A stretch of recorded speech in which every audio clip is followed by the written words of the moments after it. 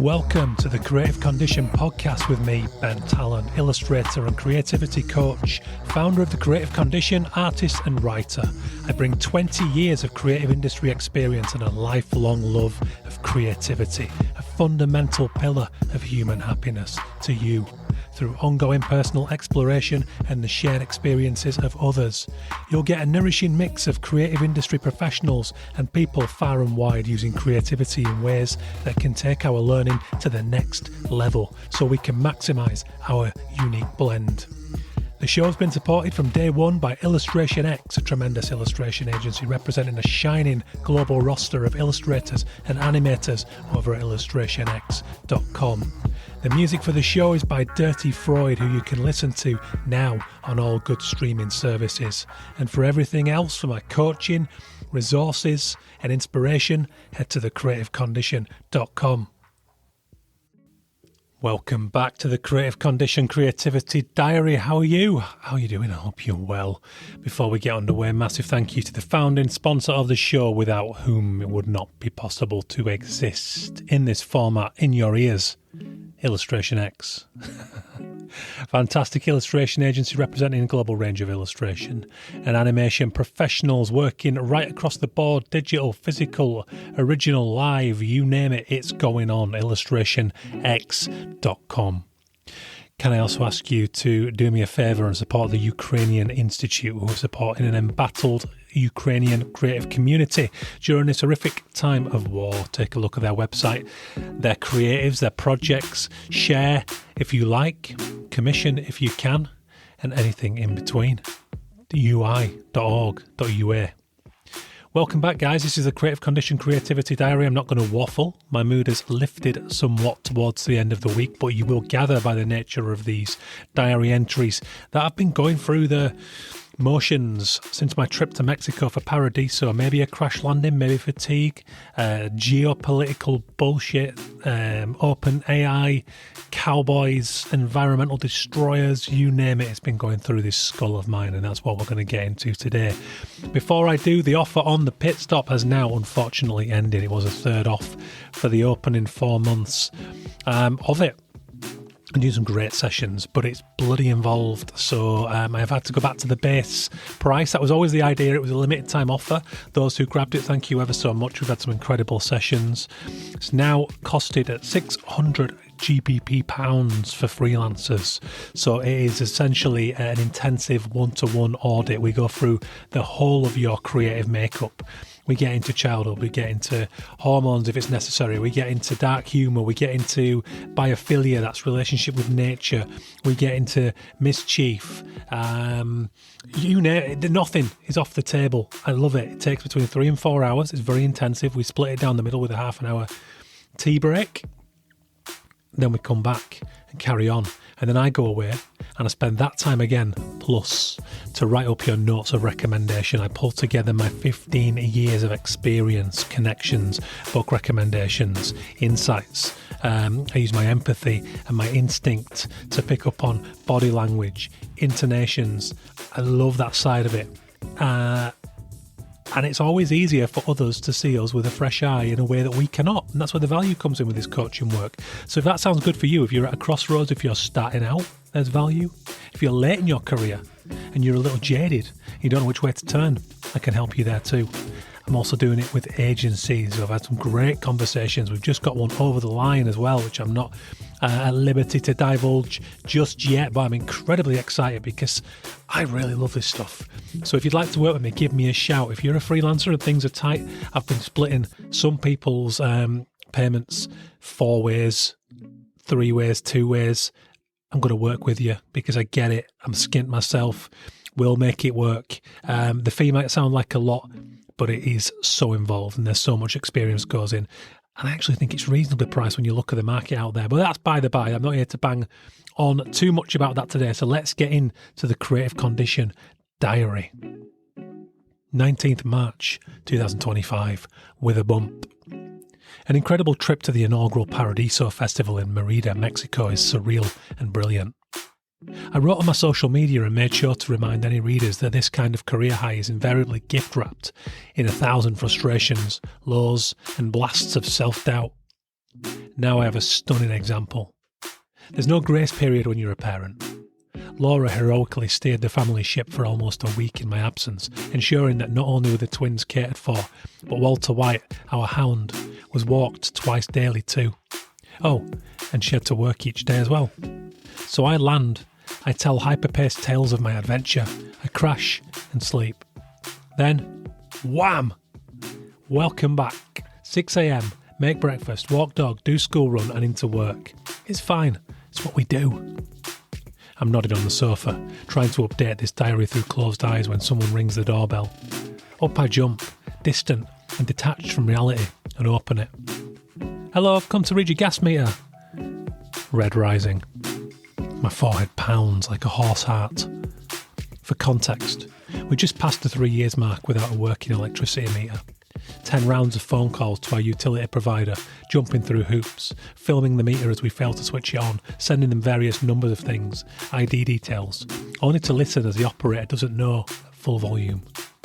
It's deafening and hurts my brain. Now, unannounced, there's a man from an independent agency sent by the utility provider to read the one meter that works fine, of which we've sent the reading every month. His eyes tell the story as he tells me they're all as bad as each other. I'm telling you this because there are conditions of creativity. There always were. I can't help but wonder if there was ever a time when a carrier bag full of real life didn't split and cascade all over the fictional, pure creativity. I think of classic writers penning timeless tales of love and monsters in castles and lakeside retreats, but it simply couldn't have been as toasty and mesmeric as the picture my imagination paints.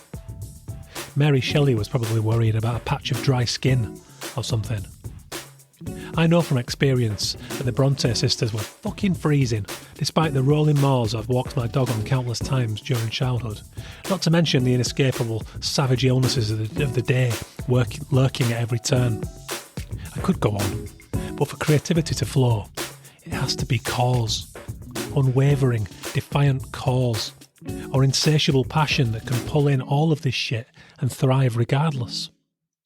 After we both sigh a lot, and he makes a note on his device, which I have no doubt will result in a failed appointment fine to the tune of 66 quid, that will have to be contested as I prepare to draw or record a podcast monologue.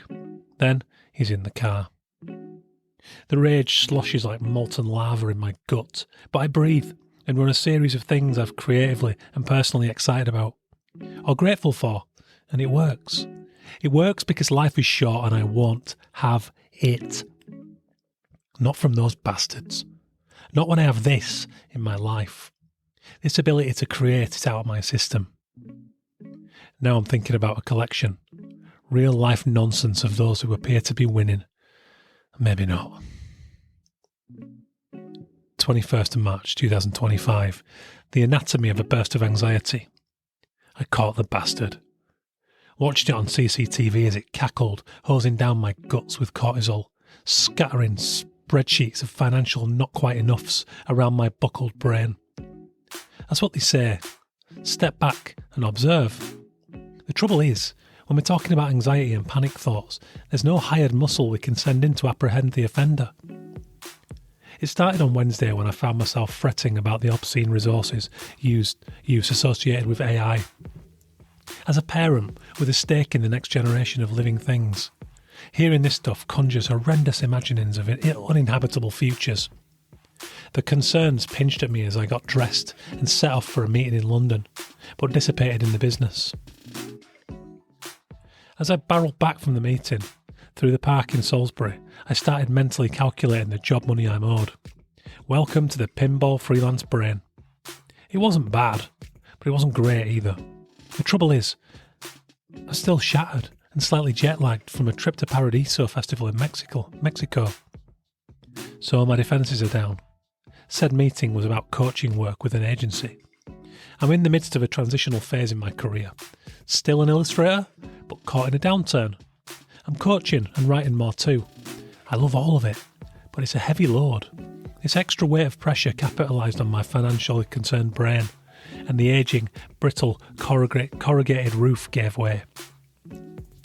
Before I knew it, tired and unable to challenge my thoughts the way I know I need to. I'm anxious, freaking out as I struggle to get my key in the lock. Too much to process, all out of energy. Each concern is valid, but in the classic anxiety way, they're mutated beyond all rational recognition, mating and multiplying into other concerns, trivial but terrifying concerns, ranging from when will I find the time to clean the house, through to will next door suddenly decide to cut down their tree in the midst of a biodiversity crisis that threatens our very existence, like seemingly every other fucker who wants to fit another car on their driveway. But it gets exhausting. So I drop voice notes on friends who I know will care and will help with suggestions and personal stories. I talk to my wife, who is better at mental equilibrium than me, and helps. Now, late afternoon, I feel much better, but must remain vigilant for the return of the adrenaline as darkness falls. They say do the thought challenging when you feel better to avoid the classic anxiety tactic of stopping the work the moment you feel better. That's great advice for us busybody artists, isn't it? 23rd of March 2025. A new insurmountable. I have a major AI problem and it's multifaceted. It feels to me that humanity is sliding into a new age of stupid. This obsession with smartphones was bad enough before the developed world woke up sweating in the night and vomited AI all over itself. It was already upsetting enough to see teenagers hunched over screens, rows of them on park benches next to each other in the physical realm, but each off in some virtual brain soup sludge swamp, alone in spirit. Jonathan Haidt's The Anxious Generation spells out a damning account of why it's caused a mental health crisis and what we can start to do about it. But now, fuck me, now. I can't fucking move without someone smacking the word AI against the side of my head. Not only has it shrunk the work pool for illustrators and other professional creators, it's just everywhere. People are asking the likes of ChatGPT stupid, basic things that their brains should be processing to stop them turning to grey mush. There are people making videos of rows with AI partners. The genie is out of the bottle, and as a father and professional artist, it's causing me all kinds of anger to manage. The energy resource consumption of the technology, just like blockchain technology, is apocalyptic. With each unseasonably wet, hot or cold day, I'm convinced climate breakdown is being accelerated by our unfettered data gluttony. We sleep with the sounds of birdsong or rivers streamed. We add our absent cousin into photos. We try to make a Google search, but without any say in the matter, spend 10 times the energy because Google also routes our query through AI. Darkest of all, I've seen a video of a humanoid robot demonstration as it works away tirelessly at a Mercedes-Benz car manufacturing plant, triggering very real waking nightmares akin to the Animatrix and Terminator. Don't get me wrong, there are astounding uses of AI, including the tracking of illegal loggers in rainforests and the study of the gut microbiome in medical science. But why was this powerful technology ever lumped into the lap of every Tom, Dick and Harry? I haven't touched it yet, aside from clumsy uses of Google Chrome, forgetting their ugly default. On moral grounds, fresh water is already in short supply out there. I have to look my children in the eye, knowing that one day they'll want to know why society is collapsing around them. Needless to say, all of this pushes me close to, and often deep into fight, flight, freeze, into perplexed rage and a sense of alienation from my fellow humans as I see mass idiocy flirting with ecological disasters that we cannot yet imagine. But what am I to do? Sit here stewing, fucking up my body and energy, jeopardising my ability to find work where AI has left a commission-shaped hole? Being a shit dad chewing at his nails and snapping at his kids? No. I'll continue the assemblage of my go bag and my slow attempt to learn basic survival skills and protesting and refraining where possible. Last week at Paradiso, I listened as artist Tala Schlossberg spoke of her beautiful writing, explaining that yes, there's heaviness out there and the future might hold dark things, but right here, in this present, the only bit we can control, the only bit that exists, there is beauty. Beauty in the sounds around us. Beauty in the shape of shadows. So I breathe and try to shut down the whirring visions of mechanic robots before I suffer another overheated fan, because Tyler is right. And if the rest of my clever apes are going to blow it all up for the silliest of reasons, then I'll at least try to go down cherishing what is right here before it's gone. 28th of March 2025. About the boys. The following is a Stephen Bartlett LinkedIn post about young men and the crisis explored in part by the TV show Adolescence. We are losing a generation of young boys. It may not be popular to say, but boys and men need help. This month, the Centre for Social Justice released a report that I haven't been able to stop thinking about. The report opens with the following statement. At the Centre for Social Justice, we are asked, what is really going on in our homes and communities? We listen to those working on the front line, the teachers, youth workers, charities and parents who see, day in and day out, the struggles playing out in the lives of young people. And in recent years, they've been telling us the same thing. Something is going on with our boys. Boys and young men are in crisis. Whilst the last 100 years have been marked by great leaps forward in outcomes and rights for women, in this generation it is boys who are being left behind, and by some margin. From the day they start primary school to the day they leave higher education, the progress of boys lags behind girls. The proportion of young men failing to move from education into employment or training has been steadily growing for 30 years. Since the pandemic, the number of males aged 16 to 24 who are not in education, employment or training has increased by a staggering 40% compared to just 7% for females. For those young men who are in work, the much vaunted gender pay gap has been reversed. Young men are now out-earned by their female peers, including among the university educated. Young men are increasingly drawn to right-wing political movements, whilst young women become even more liberal and left progressive. In an increasingly online existence, boys and girls no longer walk the same path from childhood to adulthood, with their interests, values and aims in life increasingly incompatible with each other. As Britain grapples with an epidemic of family breakdown, millions of boys are deprived of any positive model of manhood. 1 in 5 young boys grow up in households without a dad, and young boys in fatherless homes struggle more with depression and antisocial behaviour than young girls. For boys in Britain, especially those who are poor, the picture is an increasingly bleak one. We also highlight different outcomes across certain ethnic groups. The first step in addressing this is public conversation, which we haven't had enough of. I hosted a discussion this week on my show about this topic, which will be out soon. I'm hoping to produce a documentary for this for TV, streaming sites, alongside several friends of mine, former podcast guests. If you can help, please get in touch. I'm extremely keen to hear what you're seeing and your thoughts. Teachers, parents, care workers, therapists, what are you seeing? What can we do about it? Thank you to Tim Shipman, whose article in The Times brought this to my attention. Search The Lost Boys, The Times to read his full article. I've linked it below. So that's Stephen's post.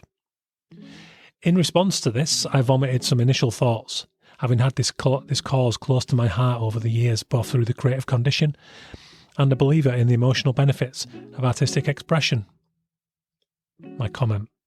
The intensified marginalisation of the arts in education, funding cuts to youth and cultural organisations, and the seismic impact, especially since 2010, of the Wild West age of social media is a triumvirate of evils for young men.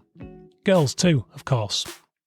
Arts and community organisations are key for not just filling in where the family and community feelings have left holes, but also teaching fundamental life skills: independence, initiative, imagination, self-awareness, tolerance, primal release, physical activity, etc.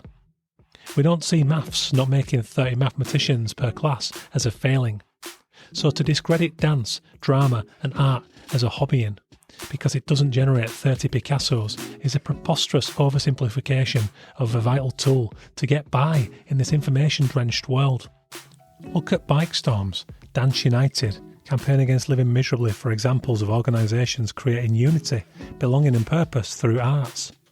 Read The Anxious Generation by Jonathan Haidt, Your Brain on Art by Susan Magsamen and Ivy Ross, and the work of Richard Louv about the need for kids to play freely outdoors and be in nature.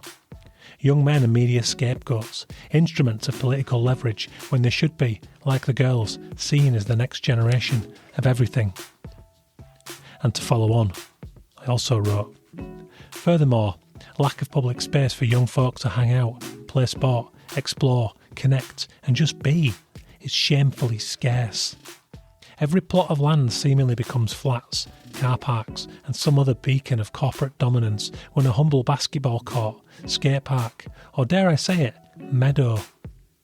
We've lost a terrifying amount of wildflower meadows, high in the 90th percentile, since World War II, contributing not only to a dangerous loss of biodiversity, but also a lack of open ground to roam and be free. Would massively boost community and connection for kids and young women and men. I'll return to this topic with something more refined. We have indeed reached a crisis point.